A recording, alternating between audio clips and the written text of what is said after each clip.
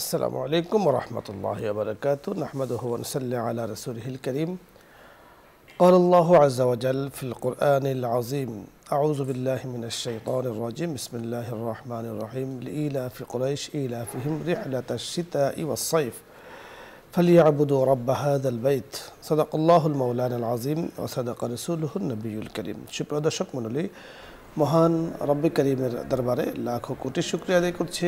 রব্বে করিম আমাদেরকে তৌফিক দিয়েছেন অত্যন্ত গুরুত্বপূর্ণ দিনই একটি অনুষ্ঠানের সাথে আমরা কোরআনে কারীমের তেলাওয়াতের মাধ্যমে আজকের এই সুন্দর আয়োজন শুরু করতে যাচ্ছি। চলছে শীতকাল, সূচনা। শীতকালে ইবাদতে রয়েছে গুরুত্ব এবং তাৎপর্য। আসুন জেনে নিই শীতকালীন ইবাদতের গুরুত্ব এবং তাৎপর্য কত বেশি। এই বিষয়ে নিয়ে কথা বলবেন বিশিষ্ট ইসলামী চিন্তাবিদ, লেখক ও গবেষক মুফতি মুজাহিদ হোসাইন ইয়াসিন, লেখক ও গবেষক ইসলামিক ফাউন্ডেশন বাংলাদেশ। সাথে আছি আমি আমজাদ হোসেন হেলালি। আসসালামু আলাইকুম ওয়া রাহমাতুল্লাহ। ওয়া আলাইকুম আসসালাম ওয়া রাহমাতুল্লাহ। মুফতি সাহেব কেমন আছেন? আলহামদুলিল্লাহ। আলহামদুলিল্লাহ। শীতকাল চলছে, জি, অর্থাৎ সূচনাতে একেবারেই। তো শীতকালীন ইবাদতের গুরুত্ব তো অনেক রয়েছে, যতটুকু আমরা স্বাভাবিক মেধায় বুঝি।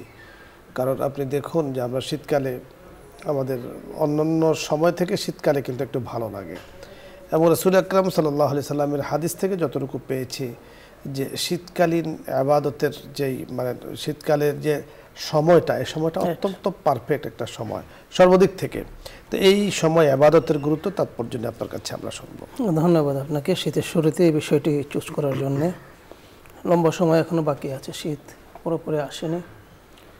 আল্লাহ রাসূল সাল্লাল্লাহু আলাইহি ওয়াসাল্লামের সাহাবায়ে কেরামরা, তাবেঈন, মুজতাহিদিন, ওনারা শীতকালের সময়কে তারা ইবাদতের জন্য বিশেষভাবে তারা অপেক্ষা করতেন যে এই সময়টা আসবে, আমরা ইবাদত করব।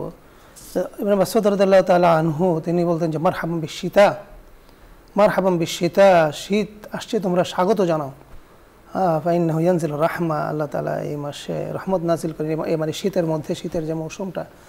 কারণ এখানে তোলো কিয়ামিহি, কি বলে, রাতের বেলা এখানে কি হয়, দীর্ঘ রাত হয়, তখন এখানে কি করা যায়, দণ্ডায়মান অথবা কিয়াম করা যায়, নামাজে এখানে রত থাকা যায়, দীর্ঘ সময় ইবাদত বন্দি করা যায়, নফল নামাজ পড়া যায়।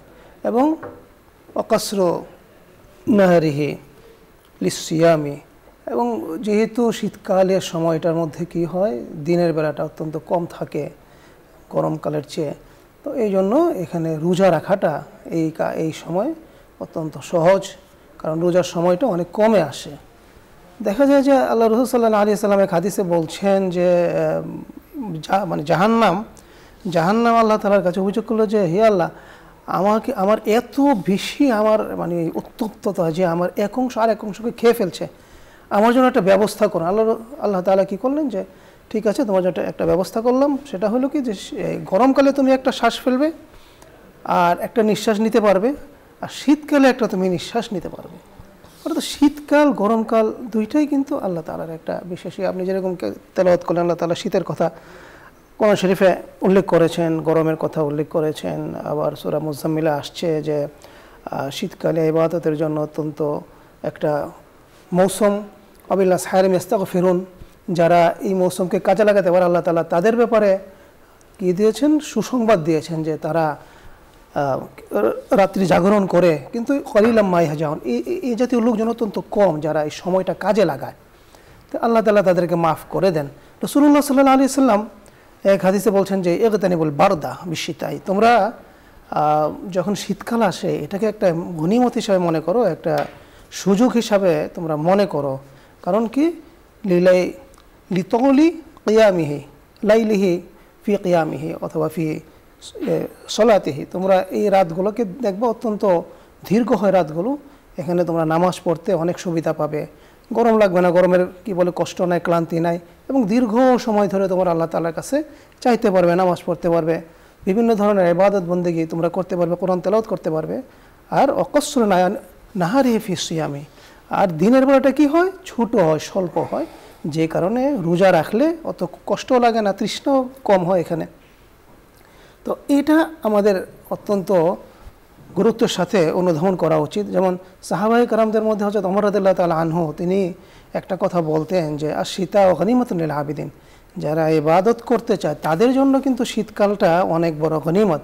শীতকালে এই যে একটা সময়কে কাজে লাগানো, আরেকটা আছে যে শীতকালে আমরা আরও কিছু ইবাদত করতে পারি, দান সদকা করতে পারি। কারণ অনেক শীতার্ত মানুষ আছে প্রত্যন্ত অঞ্চলে, যেখানে আসলে মানুষের অন্ন জোগাড় করা, স্বাভাবিক কাপড় চোপড় তারা সবসময় জোগাড় করতে পারে না, সংগ্রহ করতে পারেন না। তো তাদের জন্য একটা ব্যবস্থা রাখা, যে তারা যাতে মানে শীতে কষ্ট না পায়। বিশেষ করে উত্তর অঞ্চলে শীত অনেক বেশি পড়ে, যেগুলো আমাদের শহরাঞ্চলের চেয়ে অনেক বেশি, যেগুলো আমরা ওখানে যারা নাই, যারা থাকি না, তা আমরা বুঝবো না। আপনি চমৎকার বলছিলেন। দর্শক মণ্ডলী, জাহান্নামের আবেদনের পরিপ্রেক্ষিতে আল্লাহ রাব্বুল কারীম জাহান্নামকে দুটো শ্বাস দিয়েছেন। একটি দিয়েছেন গরম শ্বাস, যার প্রভাব আমরা গরমকালে অনুভব করে থাকি। আরেকটা জামহরির, হাদিসের পরিভাষায় জামহরির বলা হয়েছে। জামহরির অর্থাৎ শীতলতা, একেবারে ঠান্ডা শ্বাস জাহান্নাম ফেলে, যার অনুভব কিন্তু আমরা শীতকালে করে থাকি। তাহলে এই দুটো থেকে আমরা যে বিষয়টি বুঝি, অতি গরম যেমন আমাদের জন্য ক্ষতি, অতি শীত সেটাও কিন্তু আমাদের জন্য ক্ষতি। সকল কিছু নর্মাল যখন থাকে সেটা আমাদের জন্য উপকার। আর এই যে সময়টা আল্লাহ রাব্বুল কারীম দিয়েছেন অত বরকতময়, যে প্রখ্যাত তাবেঈ মিজাদ ইবনে ইয়াজিদ রাহমাতুল্লাহি আলাইহি তিনি অত্যন্ত চমৎকার বলছিলেন। তিনটি বিষয় যদি না থাকতো, তিনি বলেছেন যে আমি মৌমাছি হয়ে যেতাম তাও আমার কোনো আপত্তি থাকতো না, কিন্তু আমি মানুষ হয়েছি, তিনটি জিনিসের আমি মজা পেয়েছি, স্বাদ পেয়েছি। এক নম্বর হলো তেলাওয়াতে কোরআনের মজা, স্বাদ। সুবহানাল্লাহ, তেলাওয়াতে কোরআনের মাঝে এত মধু রয়েছে, এত সুন্দরতা রয়েছে, এত আকর্ষণ রয়েছে। যতই তেলাওয়াত আমরা করি ততই কিন্তু আমাদের কাছে ভালো লাগে। জান্নাতের মধ্যে তেলাওয়াত করবেন হযরত দাউদ আলাইহিস সালাতু ওয়াস সালাম, আর রহমান আল্লামাল কোরআন খালাকাল ইনসান আল্লামাহুল বায়ান। কত চমৎকার ছন্দের মিল আল্লাহ তাআলা এই সূরার মধ্যে রেখেছেন। এভাবে অনেক সূরার মধ্যে এভাবে মিল রেখেছেন। হযরত রাসূল আকরাম সাল্লাল্লাহু আলাইহি সাল্লাম তিনিও তেলাওয়াত করবেন আর রহমান আল্লামাল কোরআন খালাকাল ইনসান আল্লামাহুল বায়ান। স্বয়ং আল্লাহ রাব্বুল কারীম তিনিও বলবেন আনার রহমান। সুবহানাল্লাহ। সেই চমৎকার যে মজলিস, সেই যে জান্নাতের মধ্যে সেই যে সমাবেশ জান্নাতীদের, সেখানে আল্লাহ রাব্বুল কারীম নিজের সাক্ষাৎ দিবেন, নিজের দিদার দিবেন এবং বলবেন তোমাদের উপর আমি সন্তুষ্ট হয়ে গিয়েছি, না আসখুতু আবাদান, আর কখনো তোমাদের উপর আমি রাগ হব না। আল্লাহ তাআলা সেখানে রাগের কোনো অবস্থানই থাকবে না, এবং বলে দিবেন সেখানে যে তোমরা সেখানে সবসময় থাকবা, সবসময় থাকবা। হৌর গেলমানরা নিচে গিয়ে সেখানে বলবে তুবা আলানা ও কুন্না আলানা। সুবহানাল্লাহ, লম্বা চড়া আলোচনা আছে। তাহলে তেলাওয়াতে কোরআনের মজা একজন মুমিনের জন্য অনেক বড় প্রাপ্তি। 2 নম্বর শীতকালের লম্বা রাত্রিতে ইবাদতের সুযোগ। 3 নম্বর তাহাজ্জুদের সময়, যে বরকতময় সময় রয়েছে, এই সময়ে ইবাদতের যে মজা, এই তিনটি জিনিস যদি না থাকতো, তিনি বলতেন আমি মৌমাছি হয়ে যেতাম তাও আপত্তি থাকতো না। তার মানে বুঝিয়েছেন যে আল্লাহ রাব্বুল কারীম আমাকে মানুষ বানিয়েছেন, মুসলিম বানিয়েছেন, এই তিন জিনিসের মজা আমাকে দিয়েছেন, তাই মানুষ হিসাবে আমি গর্বিত। আল্লাহ তাআলা আমাদেরকে শীতকালীন ইবাদতের গুরুত্ব বুঝে ইবাদত করার তৌফিক দান করুন। দর্শক মণ্ডলী, আলোচ্য বিষয় নিয়ে যদি আপনাদের কোনো কিছু জানার থাকে, কোনো বোঝার থাকে, অথবা কোনো প্রশ্ন থাকে, আপনি চাইলে প্রশ্ন করতে পারেন। আমরা চেষ্টা করব কথা বলার জন্য। প্রথমে জেনে আছেন, আসসালামু আলাইকুম ওয়া রাহমাতুল্লাহ। দর্শক নাম বলে পরিচয় দিয়ে প্রশ্ন করুন। ওয়ালাইকুম সালাম রাহমাতুল্লাহ। জি বলুন, প্রশ্ন করুন। হুজুর, আমার এক প্রশ্ন হলো, আমার শরীরে বদ নজর আছে, তার জন্য আমার শরীর বন্ধ করার জন্য একটা তাবিজ দিচ্ছে, আর এই তাবিজ নাকি শিরক, নামাজ হয় না। জি, আমরা বুঝতে পেরেছি সব তাবিজ শিরক নয়। এ সম্পর্কে মুফতি মুজাহিদ হোসাইন আপনার কাছে আমরা শুনব। ধন্যবাদ আপনার। আমরা মনে হয় এই বিষয়ে আগে আলোচনা করেছি, এরকম প্রশ্ন এসেছে। যেমনটি আপনি বলছিলেন যে সব তাবিজ শিরিক নয়। যদি শিরিক মানে হলো যেটা আল্লাহ তাআলার সাথে কাউকে সে সামঞ্জস্যপূর্ণ করা, কোরআন এবং হাদিসে যে সমস্ত আলফাজ এসেছে, তাসির আছে, এর মধ্যে প্রভাব আছে, এই জাতীয় বিষয় দিয়ে যদি কেউ কোনো তদবির করেন তাহলে সেটা জায়েজ আছে, এতে কোনো সমস্যা নেই। আর যদি এর বাইরে গিয়ে মানব রচিত কোনো কিছু হয় অথবা অনেকে কুফুরি কালাম করে, এটা তো সম্পূর্ণরূপে হারাম, কোনো সন্দেহ নেই। সুতরাং যারা তাবিজ নিচ্ছেন তারা এটা আগে ইনশিওর হবেন, নিশ্চিত হবেন যে যার কাছ থেকে নিচ্ছেন তিনি কি সুন্নতের উপর আছেন কিনা, তিনি কি সেভাবে আমল করেন কিনা, তিনি কি সেভাবে মান্য করেন কিনা, সেটাকে নিশ্চিত হয়ে আপনি তাবিজ নেবেন। চমৎকার বলেছেন। সব তাবিজ শিরিক নয়, সব শিরিক দিয়ে তাবিজ হয় না। এখানে যে কথাটি আমরা বলেছি তা হলো যে কোরআন এবং সুন্নাত দিয়ে যদি কোরআন সুন্নার আলোকে সহি পদ্ধতিতে যদি কেউ রুকাইয়া করে অর্থাৎ ঝাড়ফুঁক করে, এতে নিষিদ্ধতার কিছুই নেই। এবং সূরাতুল ফাতিহা পড়েও যদি কেউ ঝাড়ফুঁক করে, মুআওয়াযাতাইন কুল আউযু বিরাব্বিল ফালাক কুল আউযু বিরাব্বিন নাস পড়েও মুআওয়াযাতাইনের আমল করে ঝাড়ফুঁক করে, এত নিষিদ্ধতার কিছু নেই। নিষিদ্ধ হলো ওই জায়গাতে যে জায়গাতে যিনি তাবিজকে মনে করেছেন মুআসসিরে হাকিকি, অর্থাৎ এই তাবিজই তাকে ভালো করেছে, তাবিজই তাকে সন্তান দিয়েছে, তখনই সেটা কিন্তু শিরিক হয়ে যায়। আর যখন এই তাবিজ কোরআন সুন্নাহর আলোকে করা হয়েছে, এর উসিলায় আল্লাহ পাক আমাকে মাফ করবেন বদনজর থেকে, সকল কিছু থেকে, তাহলে এই তাবিজের নিষিদ্ধতার কিছুই নেই। এই জন্যই আমরা প্রথমে বলেছি সব তাবিজ শিরিক নয়, এই বিষয়টি মনে রাখতে হবে। তা আপনি যেটা বলেছেন যে আপনার উপরে বদনজর আছে, এই জন্য তাবিজ কবজ ব্যবহার করছেন। সবচাইতে বড় আমরা যেটা বুঝি, প্রতিদিন সকালে আপনি কুল আউযু বিরাব্বিল ফালাক কুল আউযু বিরাব্বিন নাস পড়ে এবং সন্ধ্যার পরে এই 2 সূরা পড়ে শরীরকে ঝেড়ে ফেলবেন, ইনশাআল্লাহ বদনজর কুনজর কিছুই আপনাকে ক্ষতি করতে পারবে না আল্লাহ পাকের ইচ্ছায়। পরবর্তী দর্শক, জি আসসালামু আলাইকুম ওয়া রাহমাতুল্লাহ। ওয়ালাইকুম আসসালাম। হুজুর, আমার একটা প্রশ্ন। বলুন। আস্তাগফিরুল্লাহ পড়বো না আস্তাগফিরুল্লাহ পড়বো? ধন্যবাদ। আস্তাগফিরুল্লাহ পড়বেন, আস্তাগফিরুল্লাহ পড়া যাবে ক্ষেত্র বিশেষ। জি, আস্তাগফিরুল্লাহ যদি আপনি অন্য কোনো দোয়ার সাথে বলেন ওয়াও, আস্তাগফিরুল্লাহ মানে ওয়াও, ওয়াও হয় আগেরটার সাথে যদি কোনো আগে আরেকটা শব্দ থাকে তার সাথে এটা সম্পর্ক যুক্ত করার জন্য আতফ বলে এটা আরবির ভাষায়, ব্যাকরণে। আস্তাগফিরুল্লাহ পড়তে পারেন। আপনি যখন শুধু ইস্তেগফার করবেন শুধু আস্তাগফিরুল্লাহ পড়বেন। অর্থাৎ আপনি যখন শুরু করবেন আস্তাগফিরুল্লাহ দিয়ে, তখন আস্তাগফিরুল্লাহ পড়বেন। আর যখন আগে কিছু বলবেন আস্তাগফিরুল্লাহ মাঝখানে থাকবে, তখন আস্তাগফিরুল্লাহ ইন্নাহু কানা গাফফারা, তখন আপনি ওয়াও দিয়ে পড়বেন। তার মানে বোঝা গেল আস্তাগফিরুল্লাহ পড়াও ঠিক আছে, আস্তাগফিরুল্লাহ পড়াও ঠিক আছে, কোনো সমস্যা নেই। পরের দর্শক, আসসালামু আলাইকুম। ওয়ালাইকুম আসসালাম। আচ্ছা, আমি চিটাগাং থেকে বলছি। বলুন। চিটাগাং থেকে বলছি। চট্টগ্রাম থেকে বলুন, প্রশ্ন করুন। তাহাজ্জুদের নামাজ পড়তে হলে কয়টার ভিতরে, তাহাজ্জুদের নামাজ পড়তে হলে কয়টার ভিতরে পড়তে হবে? জি, আমরা বুঝতে পেরেছি, শেষ রাত্রিতে পড়তে হবে। কয়টা আপনার জানার ইচ্ছা? জি, আসলে তাহাজ্জুদের সময় তো গরম শীতে এটা পরিবর্তিত হয়, শীতকালে আরও দ্রুত হচ্ছে, রাত্র বড় হচ্ছে।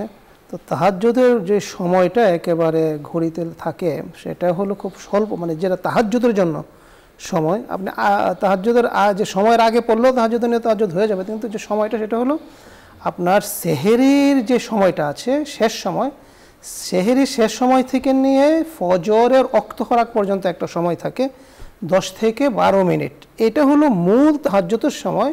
এটা হলো মানে রাসুল ওয়াক্ত বলা হয়, যে এটা মূল সময়। আর এর আগে যদি কেউ পড়ে তাহাজ্জুদের নিয়তে, তাহলে তাহাজ্জুদের কি বলে নিয়ত করলে আল্লাহ তাআলা আশা করা যায় তিনি তাহাজ্জুদ হিসেবে সেটা কবুল করে নেবেন, এতে কোনো সন্দেহ নাই। জি, ধন্যবাদ। পরবর্তী দর্শক, জি আসসালামু আলাইকুম ওয়া রাহমাতুল্লাহ। ওয়ালাইকুম আসসালাম ওয়া রাহমাতুল্লাহ। হুজুর, আমি কুমিল্লা থেকে বলছি। জি, কুমিল্লা থেকে বলুন। হুজুর, আমি জানছিলাম প্রত্যেক 5 ওয়াক্ত ফরজ নামাজের পর ছোট ছোট কি আমল করতে পারি আমি? 5 ওয়াক্ত ফরজ নামাজের পর ছোট ছোট কি ইবাদত করতে পারেন বলেন তো? সুন্দর কথা বলেছেন। অনেক ইবাদতের কথা হাদিসে আসছে, আল্লাহ রাসূল করেছেন, সাহাবায়ে কেরামরা করেছেন। তো যেটা আপনার আমাদের জন্য জরুরি সেটা হলো যে প্রথমে আমরা সালাম ফিরে যেটা করব, যেটা আল্লাহ রাসূল করতেন, যে আল্লাহু আকবার আল্লাহু আকবার, সালাম ফিরানোর পরে এটা পড়া, তারপরে ইস্তিগফার আস্তাগফিরুল্লাহ আস্তাগফিরুল্লাহ পড়া 3 বার, পুরো আস্তাগফিরুল্লাহ আল্লাযী লা ইলাহা ইল্লাল হাইয়ুল কাইয়ুম পুরোটা আমরা পড়তে পারি। আবার আল্লাহুম্মা আনতাস সালাম ওয়া মিনকাস সালাম ওয়া ইলাইকা রাজিউস সালাম হাইয়িনা রাব্বানা বিস সালাম আদখিলনাল জান্নাতা দারুস সালাম তাবারাকতা রাব্বানা ওয়া তাআলাইতা ইয়া যাল জালালি ওয়াল ইকরাম। এই দোয়াটা আমরা পড়তে পারি। তারপরে আয়াতুল কুরসি যেটা আছে সেটা প্রত্যেক নামাজের পরে এটা পড়া, এটা অনেক কি বলে ফজিলত আছে, বুখারী মুসলিমে আছে। এইভাবে আপনার ছোট ছোট দোয়া, ছোট অনেক দোয়া আছে, ইস্তিগফার, তারপরে আছে আপনার তাসবিহাত আছে, সুবহানাল্লাহ, আলহামদুলিল্লাহ, লা ইলাহা ইল্লাল্লাহ, আল্লাহু আকবার। পরবর্তী দর্শক জি, আসসালামু আলাইকুম ওয়া রাহমাতুল্লাহ। আসসালামু আলাইকুম। ওয়া আলাইকুম আসসালাম ওয়া রাহমাতুল্লাহ। আমার প্রথম প্রশ্ন হলো, জি, ফজরের নামাজ জামাতের সাথে মসজিদে আদায় কইরা এশার নামাজ বাসায় এসে পড়া যাবে? যাবে। মাগরিব নামাজ জামাতে পড়া বাসায় এসে আওয়াবিল পড়া যাবে? ধন্যবাদ আপনাকে। জি, দুটো নামাজই আপনি মসজিদে আদায় করে নফল ঘরে পড়তে পারবেন। নফল নামাজ ঘরে পড়াটাই শ্রেষ্ঠ। মোহতারাম, ধন্যবাদ আপনাকে। দর্শক মণ্ডলী, আপনাদের সকলকে আজকের এই সুন্দর আয়োজনে আপনারা শরীক হয়েছেন। আমরা যেমন ধন্যবাদ জানাচ্ছি আমাদের আজকের যিনি আমাদের সাথে শরীক ছিলেন ফজিলতুল শেখ মুফতি মুজাহিদ হোসেন ইয়াসিন, আপনাকে, এবং ধন্যবাদ জানাচ্ছি আপনাদেরকেও যারা আজকে আমাদের সাথে পর্দার মাধ্যমে শরীক ছিলেন, শরীক থাকবেন এই আশাবাদ ব্যক্ত করে বিদায় নিচ্ছি। আসসালামু আলাইকুম ওয়া রাহমাতুল্লাহি ওয়া বারাকাতুহু। এখন দোয়া হবে, দরুদ ইস্তিগফার পাঠ করি। আল্লাহুম্মা সাল্লি আলা সাইয়্যিদিনা ওয়া নাবিয়্যিনা ওয়া শাফিঈনা ওয়া হাবিবিনা ওয়া মাওলানা মুহাম্মদ সাল্লাল্লাহু আলাইহি ওয়া আলা আলিহি ওয়া আসহাবিহি ওয়া বারাকা ওয়া সাল্লাম। আস্তাগফিরুল্লাহ রাব্বি মিন কুল্লি যামবিন ওয়া আতুবু ইলাইহি লা হাওলা ولا قوة إلا بالله العلي العظيم. الحمد لله رب العالمين، والصلاة والسلام على أشرف الأنبياء والمرسلين وخاتم النبيين وعلى آله وأصحابه أجمعين. ربنا ظلمنا أنفسنا وإن لم تغفر لنا وترحمنا لنكونن من الخاسرين. رب ارحمهما كما ربياني صغيرا. رب ارحمهما كما ربياني صغيرا. يا كريم يا رحيم يا الله يا أرحم الراحمين. মাওলাই করিম, আমরা গুনাহগার বান্দারা নিউজ 24 লাইভে বসে আপনার শাহী দরবারে হাত তুলে আছি। জগতের বিভিন্ন আনাজ কানাজ থেকে আমার ভাই বোনেরা হাত তুলেছেন, বাবারা হাত তুলেছেন। ওগো করিম, ইয়া আল্লাহ, যার দুখানা হাত আপনার কাছে পছন্দ হয় তার উসিলায় মেহেরবানি করে আমাদের সকলের দোয়াকে আপনি কবুল করে নেন, মঞ্জুর করে নেন। জাহান্নামীদের তালিকা থেকে আমাদের নামগুলোকে আপনি সরিয়ে দেন। ইয়া আল্লাহ, বদ আমলগুলোকে ঢেকে দেন, নেক আমলগুলোকে মাওলাই করিম বদ আমলের জায়গাকে আপনি নেক আমল দিয়ে ভর্তি করে দেন। ইয়া আল্লাহ, গুনার বোঝা বড় কঠিন মাওলাই করিম, গুনার চাপ আমরা নিতে পারছি না গো মাবুদ। আমরা স্বীকার করি আমরা গুনাহগার, আমরা খাতাকার। মেহেরবানি করে আমাদেরকে মাফ করে দেন আযাব ও গজব থেকে, ভূমিকম্প থেকে, জমিন ধস থেকে। ইয়া আল্লাহ, সব ধরনের খুরাফাত থেকে, সব ধরনের প্রাকৃতিক দুর্যোগ থেকে আপনি হেফাজত করেন। আপনার মাওলাই করিম, আপনার সৃষ্টি, আপনার মাখলুকাতকে আপনি মাফ করে দেন। ইয়া আল্লাহ, আমরা যারা বসে হাত তুলেছি এই সুন্দর বসুন্ধরাকে আপনি কবুল করে নেন। মাননীয় চেয়ারম্যান সাহেব, ইয়া আল্লাহ, আমাদের সাথে যারা যুক্ত আছেন, মাওলাই করিম পরিবারের সদস্য যারা আছেন, মেহেরবানি করে সকলকে আপনি মাফ করে দেন। ওগো করিম, ওগো রহিম, বরকতময় জীবনের ফয়সালা করে দেন। সব ধরনের দুর্যোগ থেকে আপনি হেফাজত করেন। কাজ কারবারগুলোকে আপনি বরকতময় করে দেন। জাগতিক বালা মুসিবত থেকে, পরকালীন বালা মুসিবত থেকে আপনি হেফাজত করেন। মাওলাই করিম, মেহেরবানি করে আপনার হাবিবের তোফাইল আমাদের দোয়াকে কবুল ও মঞ্জুর করে নেন। বিফদলি সুবহান রাব্বিকা রাব্বিল ইজ্জাতি আম্মা ইয়াসিফুন ওয়া সালামুন আলাল মুরসালিন والحمد لله رب العالمين برحمتك يا أرحم الراحمين.